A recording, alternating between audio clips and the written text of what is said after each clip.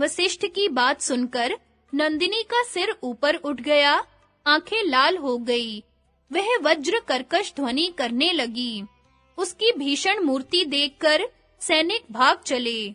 जब लोगों ने उसको फिर ले जाने की चेष्टा की, तब वह सूर्य के समान चमकने लगी। उसके रोम-रोम से मानो अंगारों की वर्षा होने लगी। उसके एक-एक अंग से पहलव, द्रविण, शक, यवन, शबर, पौंड्र, किरात, चीन, हूण, सिंहली, बर्बर, खस, यूनानी और मलेच्छ प्रकट हो गए तथा हथियार उठाकर विश्वामित्र के एक-एक सैनिक पर 5-5, 7-7 करके टूट पड़े। भगदड़ मच गई। आश्चर्य तो यह था कि नंदिनी पक्ष का कोई भी सैनिक विश्वामित्र के सैनिक पर प्राणांत तक प्रहार नहीं करता था। जब उनकी सेना 12 कोस भाग गई और उसे कोई रक्षक नहीं मिला, तब विश्वामित्र यह ब्रह्म तेज देखकर आश्चर्यचकित हो गए। अपने क्षत्रिय भाव से उन्हें बड़ी ग्लानि हुई। वे उदास होकर कहने लगे, क्षत्रिय बल को धिक्कार है। वास्तव में ब्रह्म तेज का बल ही सच्चा बल है। सच पूछो तो इन दोनों का कारण तपोबल ही प्रधान है। यह विचार कर उन्होंने अपना विशाल राज्य, सौभाग्य, लक्ष्मी तथा सांसारिक सुख भोग छोड़ दिए और तपस्या करने लगे। तपस्या से सिद्धि प्राप्त करके उन्होंने सारे लोकों को अपने तेज से भर दिया और ब्राह्मणत्व प्राप्त किया। उन्होंने इंद्र के साथ सोमपान भी किया था। महर्षि वशिष्ठ की क्षमा, कल्माशपाद की कथा। गंधर्वराज चित्ररथ कहते हैं, अर्जुन, राजा इक्ष्वाकु के वंश में कल्माशपाद नाम का एक राजा हो गया है। एक दिन की बात है, वह शिकार खेलने के लिए वन में गया। लौटने के समय वह एक ऐसे मार्ग से आने लगा जिससे केवल एक ही मनुष्य चल सकता था। वह थका मांदा और भूखा प्यासा तो था ही। उसी मार्ग पर सामने से शक्ति मुनि आते दिख पड़े। शक्ति मुनि वशिष्ठ के 100 पुत्रों में सबसे बड़े थे। राजा ने कहा, तुम हट जाओ, मेरे लिए रास्ता छोड़ दो। शक्ति ने कहा, महाराज, सनातन धर्म के अनुसार क्षत्रिय का यह कर्तव्य है कि वह ब्राह्मण के लिए मार्ग छोड़ दे। इस प्रकार दोनों में कुछ कहा सुनी हो गई। न ऋषि हटे और न राजा। राजा के हाथ में चाबुक था। उन्होंने बिना सोचे विचारे ऋषि पर चला दिया। शक्ति मुनि ने राजा का अन्याय समझकर उन्हें शाप दिया कि अरे नृपाधम, तू राक्षस की तरह तपस्वी पर चाबुक चलाता है, इसलिए जा, राक्षस हो जा। राजा राक्षस भावाक्रांत हो गया। उसने कहा, तुमने मुझे अयोग्य शाप दिया है, इसलिए लो, मैं तुमसे ही अपना राक्षसपना प्रारंभ करता हूँ। इसके बाद कल्माशपाद शक्ति मुनि को मारकर तुरंत खा गया। केवल शक्ति मुनि को ही नहीं, वशिष्ठ के जितने पुत्र थे, सभी को उसने खा लिया। शक्ति और वशिष्ठ के दूसरे पुत्रों के भक्षण में कल्माश का राक्षसपना तो कारण था ही। इसके सिवा विश्वामित्र ने भी पहले द्वेष का स्मरण करके किंकर नाम के राक्षस को आज्ञा दी थी कि वह कल्माशपाद में प्रवेश कर जाए, जिसके कारण वह ऐसे नीच कर्म में प्रवृत्त हुआ। वशिष्ठ जी को यह बात मालूम हुई। उन्होंने जाना कि इसमें विश्वामित्र की प्रेरणा है। फिर भी उन्होंने अपने शोक के वेग को वैसे ही धारण कर लिया जैसे पर्वतराज सुमेरु पृथ्वी को। उन्होंने प्रतिकार की सामर्थ्य होने पर भी उनसे किसी प्रकार का बदला नहीं लिया। एक बार महर्षि वशिष्ठ अपने आश्रम पर लौट रहे थे। इसी समय ऐसा जान पड़ा मानो उनके पीछे-पीछे कोई षडंग वेदों का अध्ययन करता हुआ चलता है। वशिष्ठ ने पूछा कि मेरे पीछे-पीछे कौन चल रहा है? आवाज आई कि मैं आपकी पुत्रवधू शक्ति पत्नी अदृश्यंती हूँ। वशिष्ठ बोले, बेटी, मेरे पुत्र शक्ति के समान स्वर से सांग वेदों का अध्ययन कौन कर रहा है? अदृश्यंती ने कहा, आपका पौत्र मेरे गर्भ में है। वह 12 वर्ष से गर्भ में ही वेदा अध्ययन कर रहा है। यह सुनकर वशिष्ठ मुनि को बड़ी प्रसन्नता हुई। उन्होंने सोचा, अच्छी बात है, मेरी वंश परंपरा का उच्छेद नहीं हुआ। यही सब सोचते हुए वे लौट ही रहे थे कि एक निर्जन वन में कलमाशपाद से उनकी भेंट हो गई। कलमाशपाद विश्वामित्र के द्वारा प्रेरित उग्र राक्षस से आविष्ट होकर वशिष्ठ मुनि को खा जाने के लिए दौड़ा।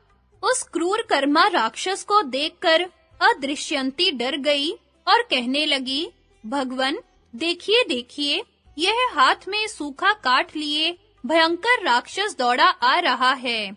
आप इससे मेरी रक्षा कीजिए। वशिष्ठ ने कहा, बेटी, डरो मत, यह राक्षस नहीं, कलमाशपाद है। यह कहकर महर्षि वशिष्ठ ने हुंकार से ही उसे रोक दिया। इसके बाद उन्होंने जल को हाथ में लेकर मंत्र से अभिमंत्रित किया और कलमाशपाद के ऊपर डाला। वह तुरंत शाप से मुक्त हो गया। 12 वर्ष के बाद आज वह शाप से छूटा। उसका तेज बढ़ गया। वह होश में आया और हाथ जोड़कर श्रेष्ठ महर्षि वशिष्ठ से कहने लगा, महाराज, मैं सुदास का पुत्र कलमाशपाद आपका यजमान हूँ।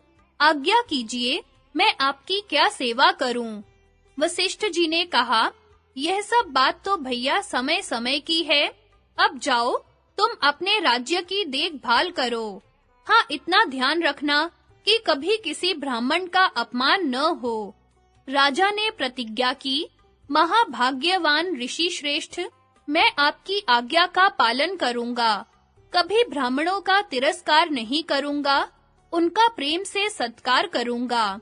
क्षमाशील महर्षि वशिष्ठ इस पुत्रघाती राजा के साथ अयोध्या में आए और अपने कृपा प्रसाद से उसे पुत्रवान बनाया। इधर वशिष्ठ के आश्रम पर अदृश्यंती के गर्भ से पराशर का जन्म हुआ। स्वयं भगवान वशिष्ठ ने पराशर के जात कर्म आदि संस्कार कराए। धर्मात्मा पराशर वशिष्ठ मुनि को ही अपना पिता समझते थे और पिताजी पिताजी कहकर पुकारते थे। एक दिन अदृश्यंती ने बतलाया कि ये तुम्हारे पिता नहीं, दादा हैं। इसी प्रसंग में पराशर जी को यह भी मालूम हुआ कि मेरे पिता को राक्षस ने खा डाला। यह सुनकर उनके चित्त में बड़ा दुख हुआ और उन्होंने सब राजाओं पर विजय प्राप्त करने का निश्चय किया। महर्षि वशिष्ठ ने प्राचीन कथाएं कहकर उन्हें समझाया और आज्ञा की कि तुम्हारा कल्याण इसी में है, तुम क्षमा करो, किसी को पराजित मत करो। तुम्हें मालूम ही है कि इन राजाओं की जगत में कितनी आवश्यकता है। वशिष्ठ के समझाने बुझाने से पराशर ने राजाओं को पराजित करने का निश्चय तो छोड़ दिया, परंतु राक्षसों के विनाश के लिए घोर यज्ञ प्रारंभ किया। उस यज्ञ से जब राक्षसों का नाश होने लगा, तब महर्षि पुलस्त्य और वशिष्ठ ने उन्हें समझाया, पराशर, क्षमा ही परम धर्म है। तुम्हारे सभी पूर्वज क्षमा की मूर्ति हैं। मनुष्य तो यूं ही किसी की मृत्यु का निमित्त बन जाता है। तुम यह भयंकर क्रोध त्याग दो। ऋषियों की आज्ञा से पराशर ने भी क्षमा स्वीकार की और अपने यज्ञ अग्नि को हिमाचल में छोड़ दिया। वह आग अब भी राक्षस, वृक्ष और पत्थरों को जलाती फिरती है। पांडवों का धौम्य मुनि को पुरोहित बनाना। वैशंपायन जी कहते हैं, जन्मेजय, गंधर्वराज के मुख से पुरोहित की महिमा और प्रसंगवश महर्षि वशिष्ठ की क्षमाशीलता सुनकर अर्जुन ने पूछा, गंधर्वराज, तुम तो सब कुछ जानते हो, यह बतलाओ कि हम लोगों के योग्य वेदज्ञ पुरोहित कौन होगा? गंधर्व ने कहा, अर्जुन, इसी वन के उत्कोचक तीर्थ में देवल के छोटे भाई धौम्य तपस्या कर रहे हैं। आप लोगों की इच्छा हो तो उन्हें पुरोहित बना लें। इसके बाद अर्जुन ने गंधर्वराज को विधि पूर्वक आग्नेय अस्त्र दिया और प्रसन्नता से कहा, गंधर्व रत्न, तुम जो घोड़े देना चाहते हो वे अभी तुम्हारे ही पास रहें। समय आने पर हम उन्हें ले लेंगे। इस प्रकार आपस में एक दूसरे का सत्कार करके गंधर्व और पांडव भगवती भागीरथी के रमणीय तट से अभीष्ट स्थान की ओर चल पड़े। पांडवों ने उत्कोचक तीर्थ में धौम्य मुनि के आश्रम पर जाकर उनसे पुरोहित बनने की प्रार्थना की। धौम्य ने कंद मूल फल से पांडवों का स्वागत किया और पुरोहित बनना स्वीकार कर लिया। इससे पांडवों को इतनी प्रसन्नता हुई और उन्हें ऐसा मालूम हुआ कि मानो सारी संपत्ति और राज्य मिल गया। उन्हें इस बात का पक्का विश्वास हो गया कि अब स्वयंवर में द्रौपदी हमें ही मिलेगी। पांडव सनाथ हो गए। धौम्य मुनि को भी ऐसा दिखने लगा कि इन धर्मात्मा वीरों को इनकी विचारशीलता, शक्ति और उत्साह के फल स्वरूप शीघ्र ही राज्य की प्राप्ति होगी। मंगलाचार के अनंतर पांडवों ने द्रौपदी के स्वयंवर के लिए यात्रा की। वैशंपायन जी कहते हैं, जन्मेजय, जब नर रत्न पांडव अपनी माता के साथ राजा द्रुपद के श्रेष्ठ देश उनकी पुत्री द्रौपदी और उसके स्वयंवर महोत्सव को देखने के लिए रवाना हुए, तब उन्हें मार्ग में एक साथ ही बहुत से ब्राह्मणों के दर्शन हुए। ब्राह्मणों ने पांडवों से पूछा, आप लोग कहां से चलकर किस स्थान को जा रहे हैं? युधिष्ठिर ने उत्तर दिया, पूजनीय ब्राह्मणों, हम सब भाई एक साथ ही रहते हैं और इस समय एक चक्रा नगरी से आ रहे हैं। ब्राह्मणों ने कहा, आप लोग आज ही पांचाल देश के राजा ध्रुपद की राजधानी में चलिए। वहां स्वयंवर का बहुत बड़ा उत्सव होने वाला है। हम भी वहीं चल रहे हैं। आइए, हम लोग साथ-साथ चलें। युधिष्ठिर ने उनकी बात स्वीकार कर ली। सब लोग एक साथ ही चलने लगे। कुछ आगे चलने पर उन्हें महर्षि वेदव्यास के भी दर्शन हुए। रास्ते में बहुत से हरे-भरे जंगल और खिले कमलों से शोभायमान सरोवर देखते हुए तथा स्थान-स्थान पर विश्राम करते हुए सब लोग आगे बढ़ने लगे। साथियों को पांडवों के पवित्र चरित्र, मधुर स्वभाव, मीठी वाणी और स्वाध्यायशीलता से बहुत प्रसन्नता हुई। जब पांडवों ने देखा कि द्रुपद नगर निकट आ गया है और उसकी चार दीवारी स्पष्ट दिख रही है, तब उन्होंने एक कुम्हार के घर डेरा डाल दिया। वे उसके घर रहकर ब्राह्मणों के समान भिक्षावृत्ति से अपना जीवन निर्वाह करने लगे। किसी भी नागरिक को यह बात मालूम नहीं हुई कि ये पांडुपुत्र हैं। राजा द्रुपद के मन में इस बात की बड़ी लालसा थी कि मेरी पुत्री द्रौपदी का विवाह किसी ना किसी प्रकार अर्जुन के साथ हो, परंतु उन्होंने अपना यह विचार किसी पर प्रकट नहीं किया। अर्जुन को पहचानने के लिए उन्होंने एक ऐसा धनुष बनवाया जो किसी दूसरे से झुक न सके। इसके अतिरिक्त उन्होंने आकाश में एक ऐसा यंत्र टंगवा दिया जो चक्कर काटता रहता था। उसी के ऊपर वेधने का लक्ष्य रखा गया। द्रुपद ने घोषणा कर दी कि जो वीर रत्न इस धनुष पर डोरी चढ़ाकर इन सजे हुए बाणों से घूमने वाले यंत्र के छिद्र में से लक्ष्य वेद करेगा, वही मेरी पुत्री को प्राप्त करेगा। स्वयंवर का मंडप नगर के ईशान कोण में एक समतल और सुंदर स्थान पर बनवाया गया था। उसके चारों ओर बड़े-बड़े महल, परकोटे, खाइयां और फाटक बने हुए थे। उनके चारों ओर बंधनवारें लटक रही थी। भीतों की ऊंचाई और रंग-बिरंगी चित्रकला के कारण वे महल हिमालय जैसे जान पड़ते थे। राजा द्रुपद के द्वारा आमंत्रित नरपति और राजकुमार स्वयंवर मंडप में आकर अपने लिए बनाए हुए विमानों के समान मंचों पर बैठने लगे। युधिष्ठिर आदि पांडव भी ब्राह्मणों के साथ राजा द्रुपद का वैभव देखते हुए वहां आए और उन्हीं के साथ बैठ गए। वह उत्सव का 16वां दिन था। द्रुपद कुमारी कृष्णा सुंदर वस्त्र और आभूषणों से सज-धज कर हाथ में सोने की वरमाला लिए मंद गति से रंग मंडप में आई। धृष्टद्युम्न ने अपनी बहन द्रौपदी के पास खड़े होकर गंभीर, मधुर और प्रिय वाणी से कहा, स्वयंवर के उद्देश्य से समागत नरपतियों और राजकुमारों, आप लोग ध्यान देकर सुने। यह धनुष है, यह बाण है और ये आप लोगों के सामने लक्ष्य है। आप लोग घूमते हुए यंत्र के छिद्र में से अधिक 5 बाणों के द्वारा लक्ष्य वेध कर दें। जो बलवान, रूपवान एवं कुलीन पुरुष यह महान कर्म करेगा, मेरी प्यारी बहन द्रौपदी उसकी अर्धांगिनी बनेगी। मेरी बात कभी झूठी नहीं हो सकती।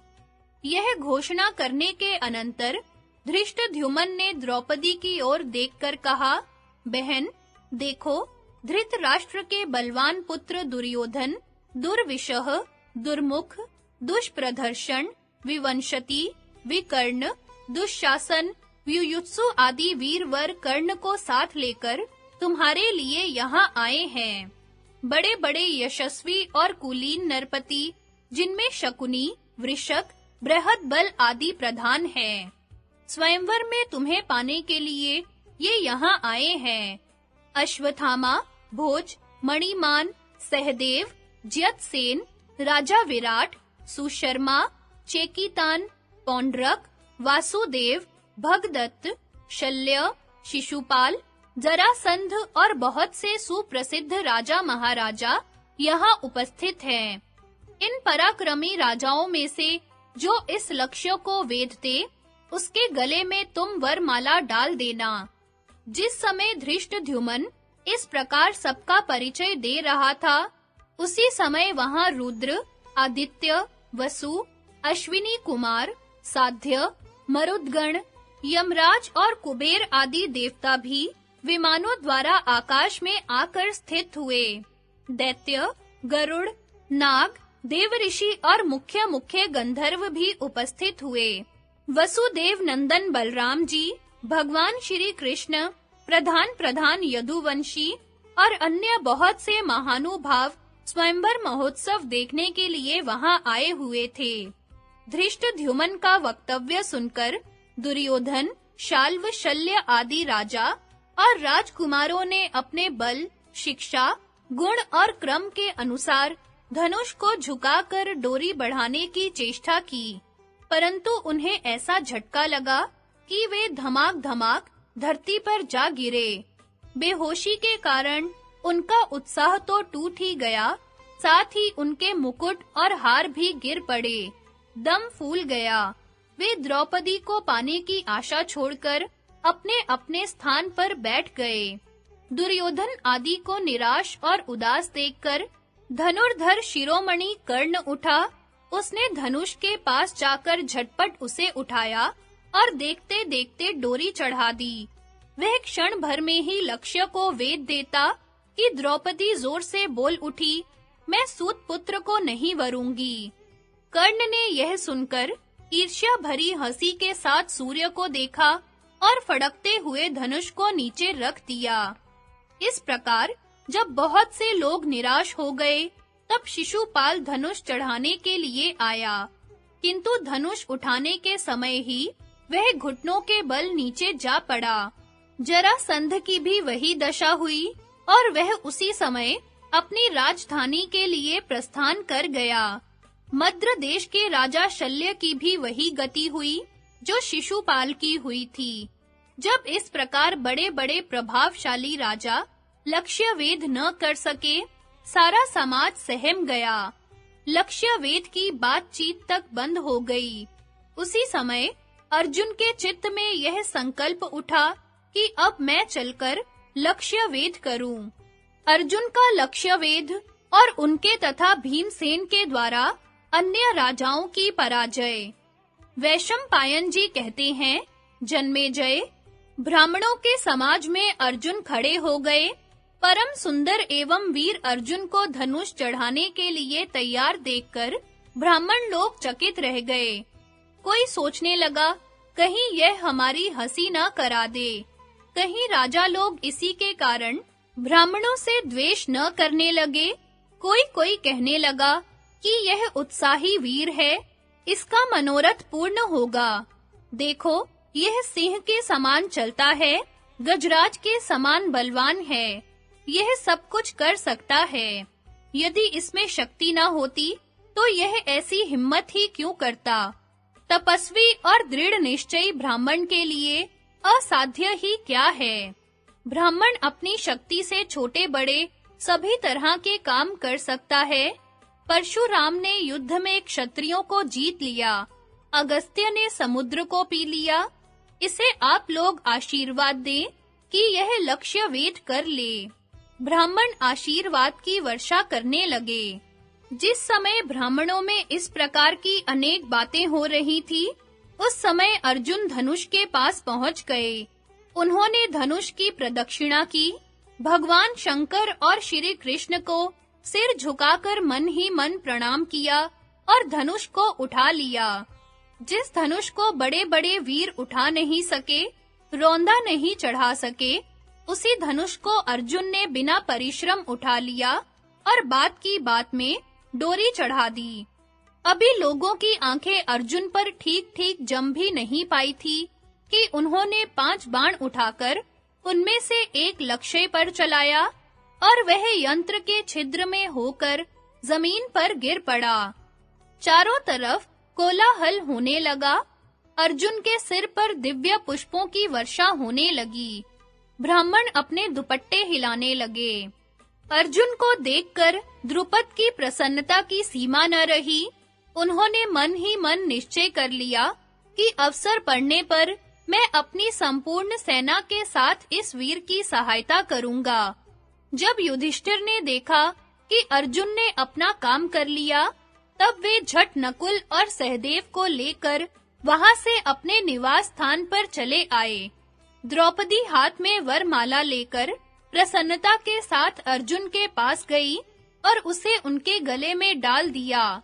ब्राह्मणों ने अर्जुन का सत्कार किया और वे द्रौपदी के साथ जब राजाओं ने देखा कि राजा द्रुपद तो अपनी कन्या का विवाह एक ब्राह्मण के साथ करना चाहते हैं, तब वे बहुत क्रोधित हुए और एक दूसरे से कहने लगे, देखो तो सही, राजा द्रुपद हम लोगों को तिनके की तरह तुच्छ समझकर अपनी श्रेष्ठ कन्या का विवाह एक ब्राह्मण के साथ कर देना चाहता है। हम लोगों को बुलाकर ऐसा तिरस्कार तो नहीं करना चाहिए ना। ये हमें कुछ नहीं समझता, इसलिए इसकी परवाह न करके इसको मार डालना ही उचित है। इस राजद्वेषी दुरात्मा को छोड़ने का कोई कारण नहीं है। क्या हम लोगों में से एक भी ऐसा नहीं है जिसे यह अपनी पुत्री के योग्य समझे? स्वयंवर क्षत्रियों के लिए है, उसमें ब्राह्मणों को आने का कोई अधिकार नहीं है। यदि यह कन्या हम लोगों को वरण नहीं करती, तो इसे आग में डाल दिया जाए। ब्राह्मण कुमार ने चपलतावश हम लोगों का अप्रिय किया है, परंतु उसे तो ब्राह्मण के नाते छोड़ देना ही उचित है। राजाओं ने ऐसा निश्चय करके अपने-अपने शस्त्र उठा लिए और द्रुपद को मार डालने के लिए दौड़े। राजाओं को क्रोधित देखकर द्रुपद डर गए। वे ब्राह्मणों की शरण में गए। द्रुपद को भयभीत और राजाओं को आक्रमण करते देख भीमसेन और अर्जुन उनके बीच में आ गए। राजाओं ने उन्हीं पर धावा बोल दिया।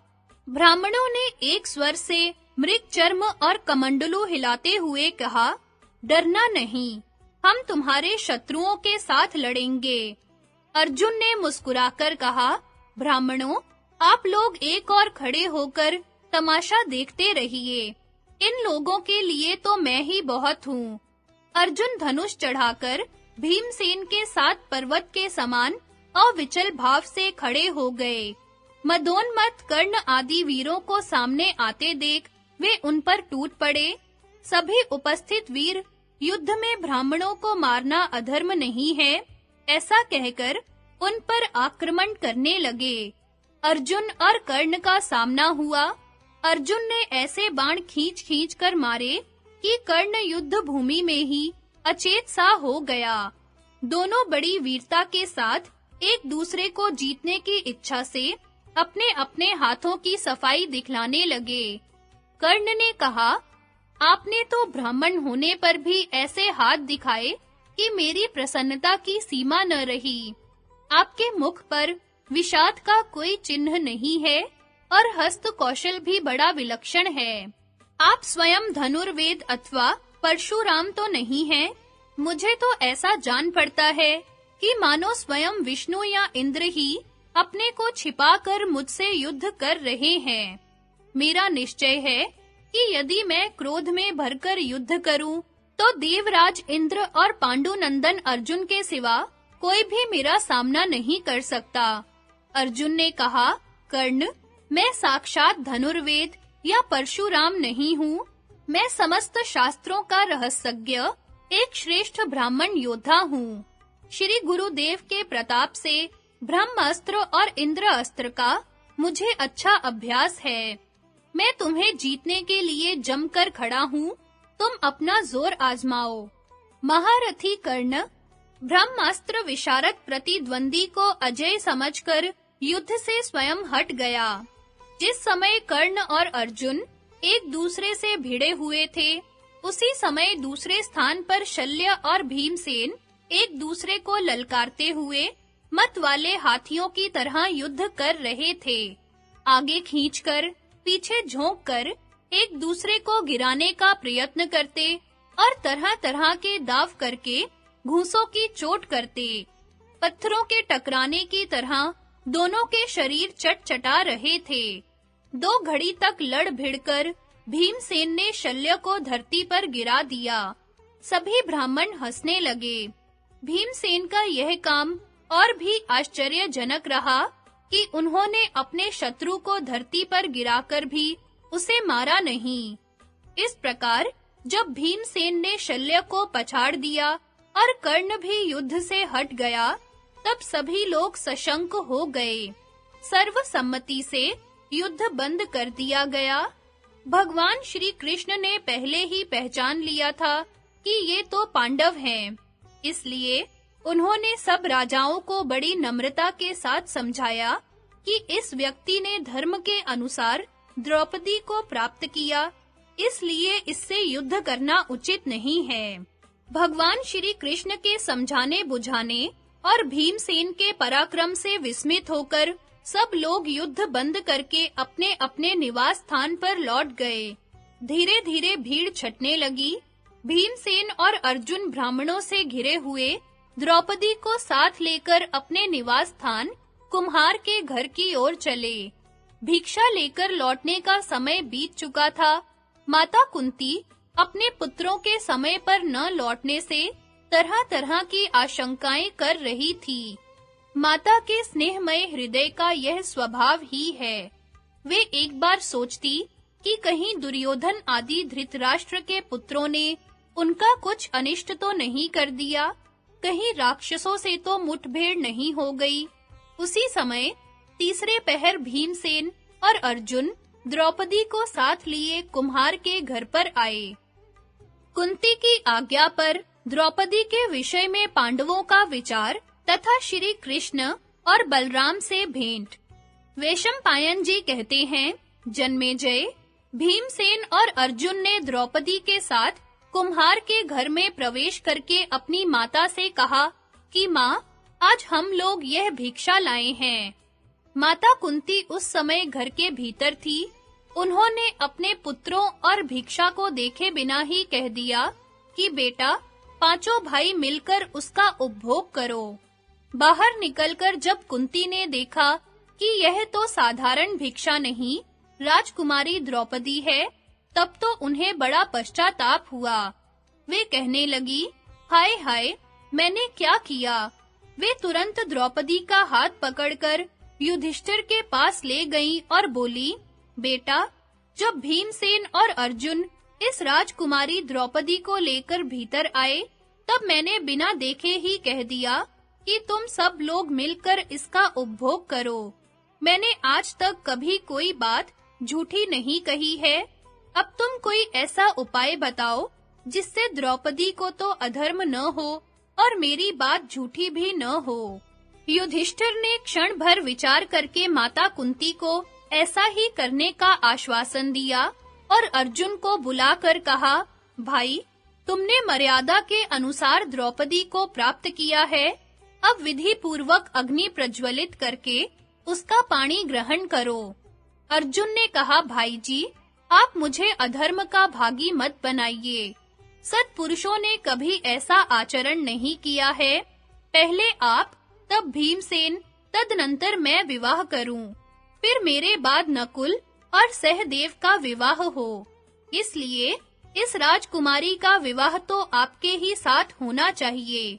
साथ ही यह भी निवेदन है कि आप अपनी बुद्धि से धर्म, यश और हित के लिए जैसा करना उचित समझें, वैसी आज्ञा दें। हम लोग आपके आज्ञाकारी हैं। सभी पांडव अर्जुन का प्रेम और ममता से भरा वचन सुनकर द्रौपदी को देखने लगे। उस समय द्रौपदी भी उन्हीं लोगों की ओर देख रही थी। द्रौपदी के सौंदर्य, माधुर्य और सौशील्य से मुग्ध होकर पांचों भाई एक दूसरे को देखने लगे। उनके मन में द्रौपदी बस गई। युधिष्ठिर ने अपने भाइयों की मुखाकृति से उनके मन का भाव जानकर और महर्षि व्यास के वचनों का स्मरण करके निश्चय पूर्वक कहा कि द्रौपदी हम सब भाइयों की पत्नी होगी। इससे सभी भाइयों को बड़ी प्रसन्नता हुई। वे अपने मन में इसी बात पर विचार करने लगे। भगवान श्री कृष्ण ने स्वयंवर में ही पांडवों को पहचान लिया था। अब वे बड़े भाई बलराम जी के साथ पांडवों के निवास स्थान पर आए। उन्होंने वहां पांचों भाइयों को देखकर पहले धर्मराज युधिष्ठिर के चरणों का स्पर्श किया और अपने-अपने नाम बतलाए। पांडवों ने बड़े प्रेम से उनका स्वागत सत्कार किया। दोनों भाइयों ने अपनी बुआ कुंती के चरणों में प्रणाम किया। युधिष्ठिर ने भगवान श्री कृष्ण से कुशल प्रश्न करने के अनंतर पूछा कि भगवन, हम लोग तो यहाँ छिपकर रह रहे हैं, आपने हमें कैसे पहचान लिया? भगवान श्री कृष्ण ने हंसते हुए कहा, महाराज, क्या लोग छिपी हुई आग को नहीं ढूंढ लेते? आज भीमसेन और अर्जुन ने जिस पराक्रम का परिचय दिया है, वह पांडवों के अतिरिक्त और किसमें संभव है? यह बड़े सौभाग्य और आनंद की बात है कि दुर्योधन और उसके मंत्री पुरोचन की अभिलाषा पूरी न हुई। आप लोग लाक्षा भवन की आग से बच निकले। आपके संकल्प पूर्ण हो, आपका निश्चय सार्थक हो।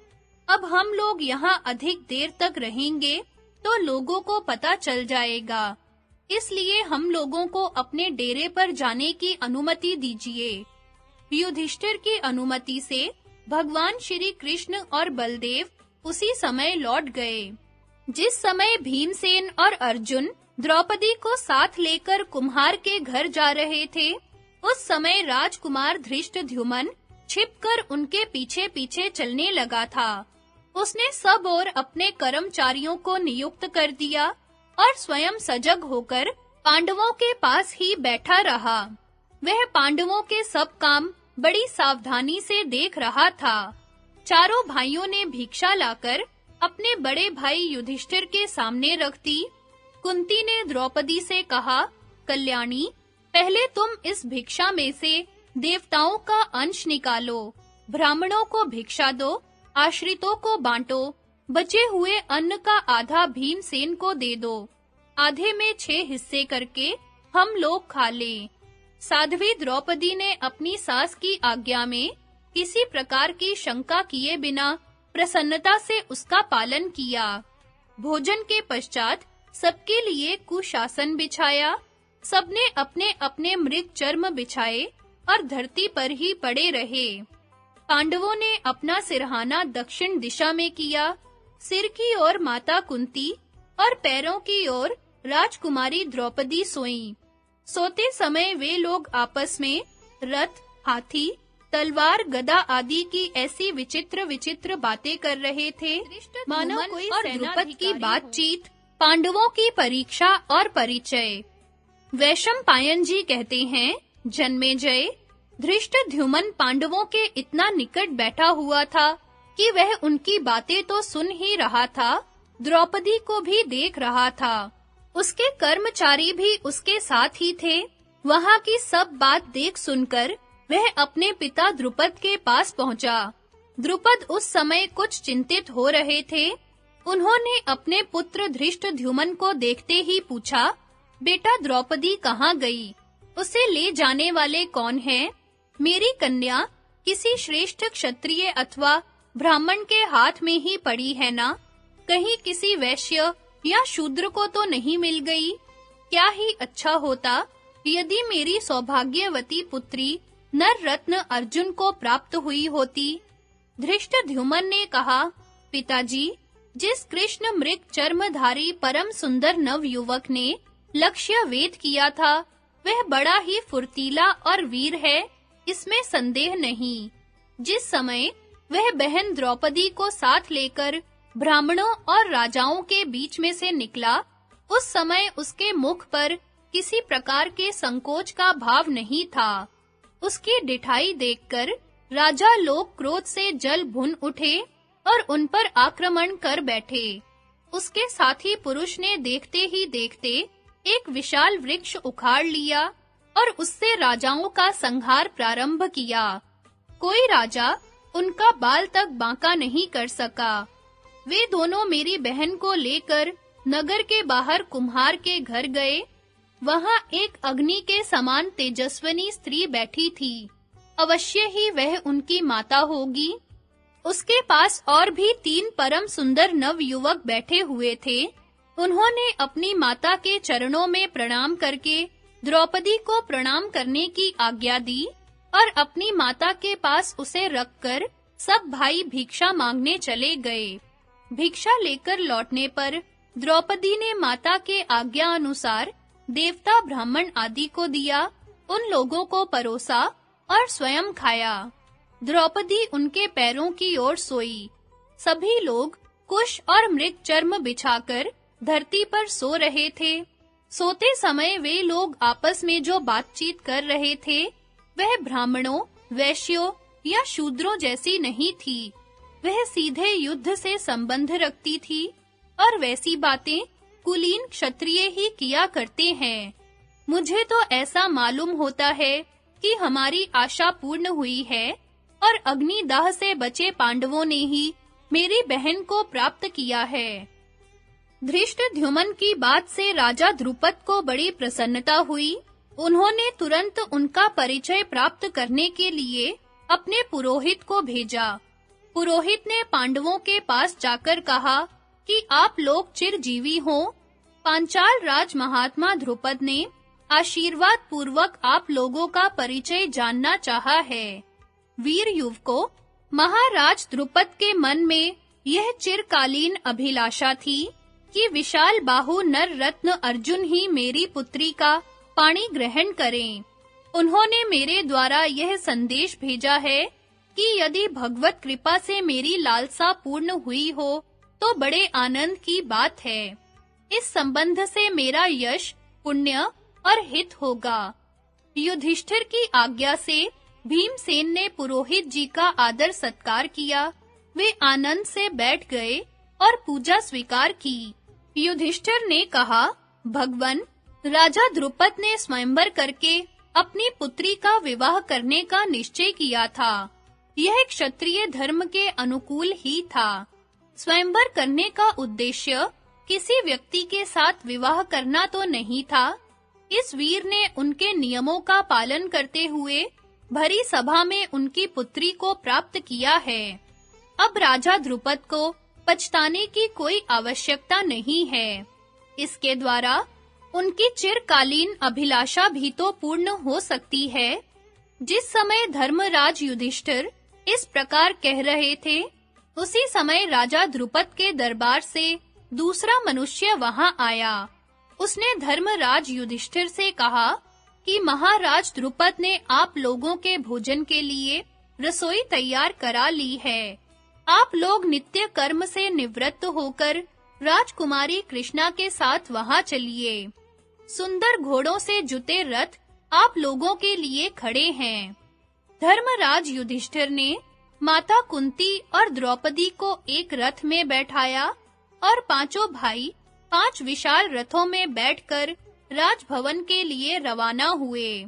राजा द्रुपद ने पांडवों की प्रवृत्ति की परीक्षा लेने के लिए राजमहल को अनेक वस्तुओं से सजा दिया था। फल-फूल, आसन, गायें, रस्सियां, बीज और कृषकोपयोगी वस्तुएं एक और सजाई गई थी। दूसरी कक्षा में शिल्प कला के काम में आने वाले औजार रखे गए थे। तरह-तरह के खिलौने एक और, दूसरी ओर ढाल, तलवार, घोड़े, रथ, कवच, धनुष बाण, शक्ति, रिष्टि और भुशुंडी आदि युद्ध की सामग्रियां शोभायमान थीं। उत्तम-उत्तम वस्त्र, आभूषण अन्य कक्षा में शोभा पा रहे थे। जिस समय पांडवों के रथ वहां पहुंचे, माता कुंती और राजकुमारी द्रौपदी तो रनिवास में चली गईं। राजमहल की स्त्रियों ने बड़े आदर सत्कार के साथ उनकी अगवानी और सम्मान किया। इधर राजा, मंत्री, राजकुमार, उनके इष्ट मित्र, कर्मचारी और सम्मानित पुरुष पांडवों के शरीर की गठन, चाल-ढाल, प्रभाव, पराक्रम आदि देखकर बहुत आनंद के साथ उनका स्वागत करने लगे।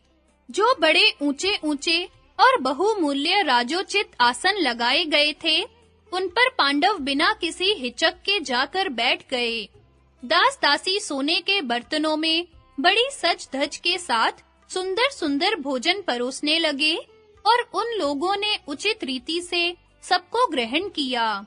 भोजन के बाद जब सब वस्तुओं को देखने दिखाने का अवसर आया, तब पांडवों ने पहले उसी कक्षा में प्रवेश किया जिसमें युद्ध संबंधी वस्तुएं रखी हुई थी।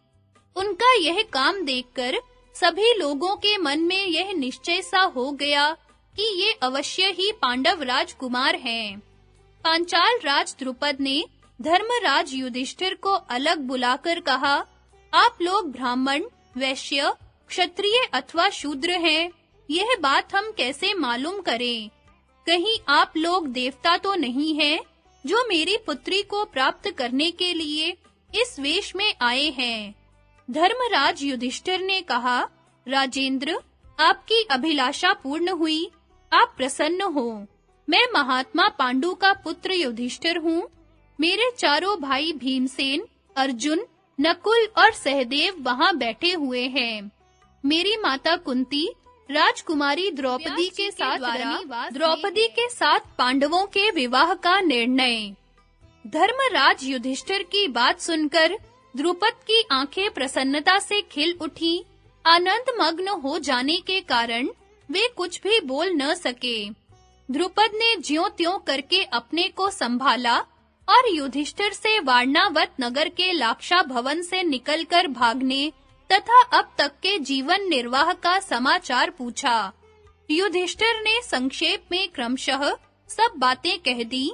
तब द्रुपद ने धृतराष्ट्र को बहुत कुछ बुरा भला कहा और युधिष्ठिर को आश्वासन दिया कि मैं तुम्हारा राज्य तुम्हें दिलवा दूंगा।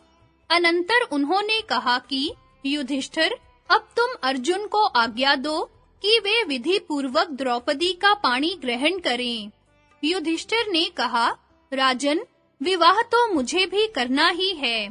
द्रुपद बोले, यह तो बड़ी अच्छी बात है, तुम ही मेरी कन्या का विधि पूर्वक पाणी ग्रहण करो। युधिष्ठिर ने कहा, राजन, आपकी राजकुमारी हम सबकी पटरानी होगी। हमारी माताजी ऐसी ही आज्ञा दे चुकी हैं।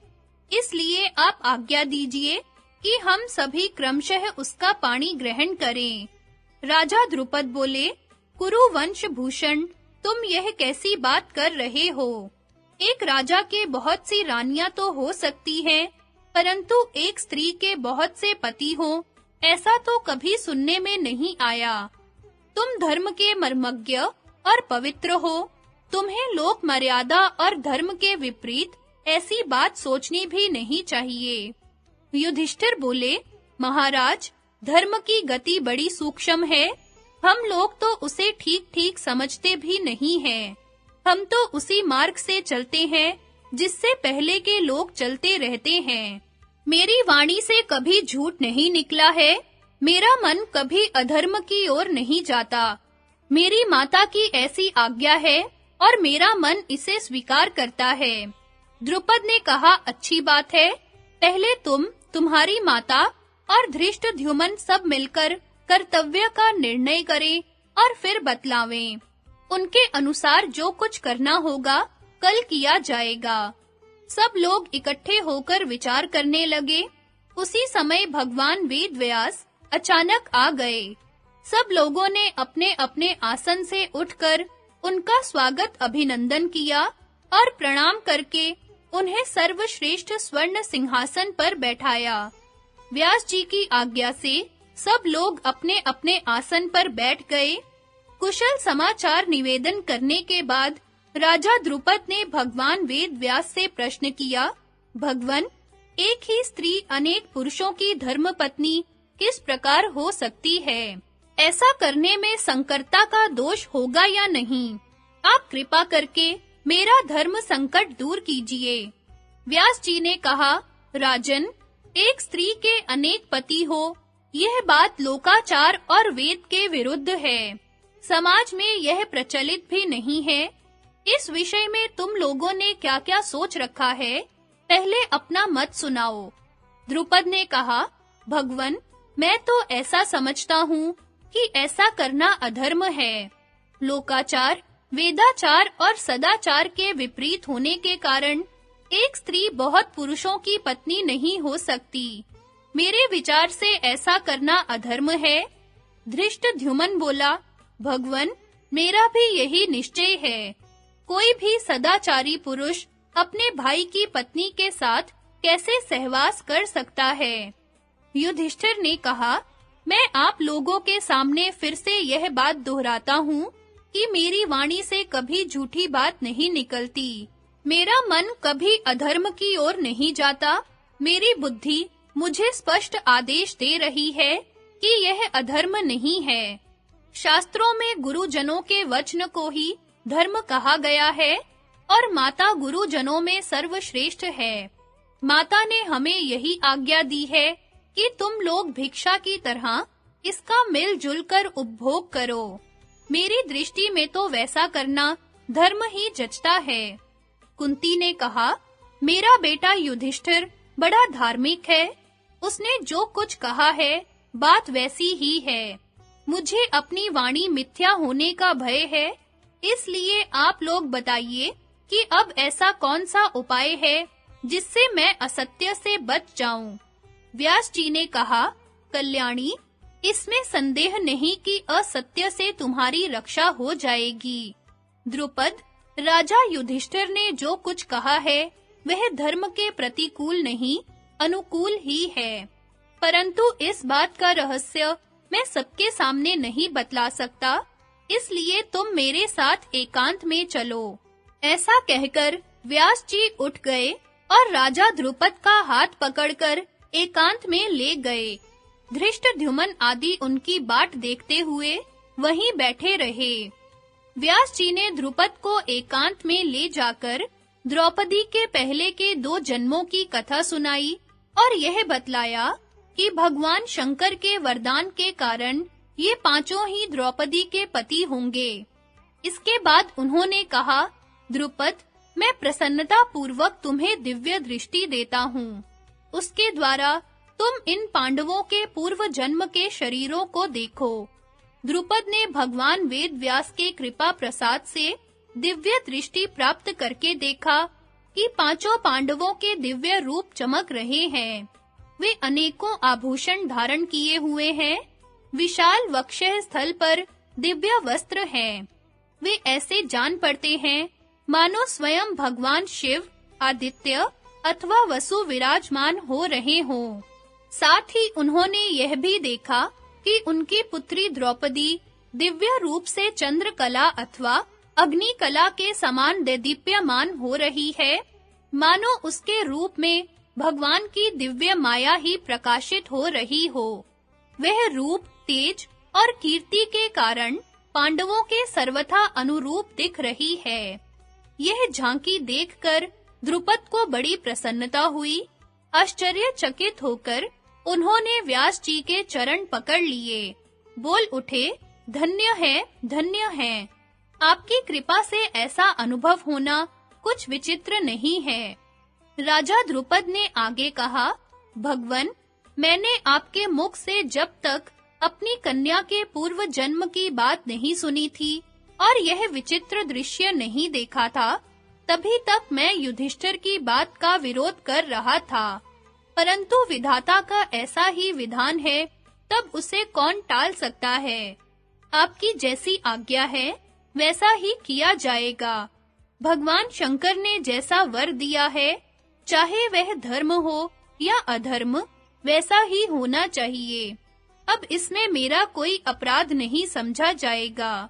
इसलिए पांचों पांडव प्रसन्नता के साथ द्रौपदी का पाणी ग्रहण करें, क्योंकि द्रौपदी पांचों भाइयों की पत्नी के रूप में प्रकट हुई है। पांडवों का विवाह।